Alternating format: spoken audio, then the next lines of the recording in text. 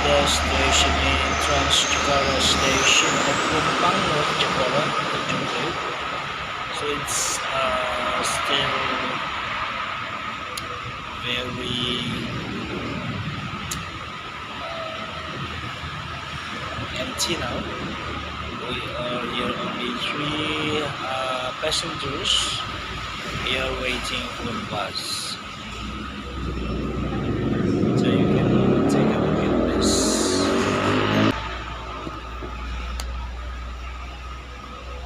So this usually happens when we go to work at 4:30 or 4 a.m. So there's no anybody waiting for the bus anymore because the bus starts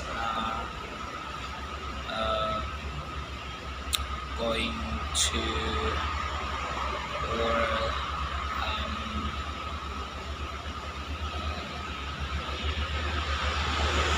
the bus is active starts from 4:30.